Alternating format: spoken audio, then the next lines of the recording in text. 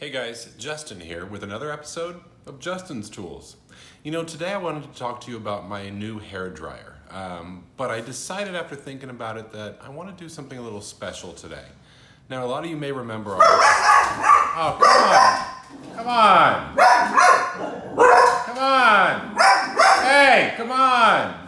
You know, a lot of you might... Hey! You know, a lot of you might remember our episode a few months back about the automatic wire stripper, right? You put the wire in, you squeeze the handle, it strips the wire. Well, today I want to talk to you about a different kind of stripper. This is a manual wire stripper. Now, this piece is pretty special to me. I picked it up in the late 90s, and you'll notice there is no model number, right? A lot of people like these manual strippers because they're really kind of I don't know, not as clumsy or random as an automatic stripper, excuse me. Kind of an elegant tool for a more civilized age, if you will. And if you think about the resurgence of vinyl, of mechanical typewriters, right? Everybody's using typewriters again. A lot of people are getting back to these more manual tools. And this is one of the great examples. So basically it's a pretty simple piece, and although the functionality is very similar to the automated one, it actually has a bit fewer functions. But it also, again, I think when you think of the control that it gives you as a user, that in itself is a function, right? Control is a function of society. So let's just go over a few cool points about this bad boy. First, again, you're going to notice the red handles, very common on these tools so that you can find them in the dark. Not so easy to find if you're in a dark room because they typically use red lights. So if you're in a dark room, pretty easy to find, but if you're in a dark room, not very easy to find. Now, if you notice, I don't know if you can see these two holes here. They don't actually do anything, right? It's just a hole in the rubber. And it leads to the metal handle. They're on both sides. Nobody's really been able to explain why to me. Up here, you know, this is kind of where the action happens, right? This is the tool part of the tool. And we've got a couple different things going on here. So here, of course, on the far right, that is an old style crimper. And I don't even know if these splice connectors exist anymore. But this was to crimp an old type of splice connector. And now I think it doesn't do anything. And then of course we've got pressure crimp here to the left. Those are still pretty uncommon.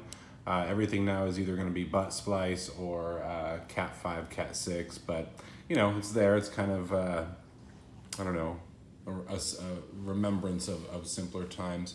Now here's a pretty cool feature. Not a lot of people know about this, but first of all, doesn't this kind of look like an animal? Like the nose is right there, the little mouth and the two eyes. Like it's like, ooh, you want to talk to me? I don't know. I just noticed that for the first time. I've had this fucking thing for like 25 years. But you notice that little hole right there, and it doesn't go all the way through. You don't see the light shining through like you do with these back ones. As you open the stripper, you'll notice that there's an equal and opposite. Oh, this looks like a fox. Hello, I am searching for the hound. But you'll notice that there is an equal and opposite hole on the other side that once you open it, they kind of line up and converge. That also doesn't do anything. It's just there. It's a weird design thing. I don't know why it happened, but I know that it happened because I can see it, you know, right there. And of course you got these two holes here. Also don't do anything. They serve no purpose whatsoever. So a lot of interesting design choices on this bad boy.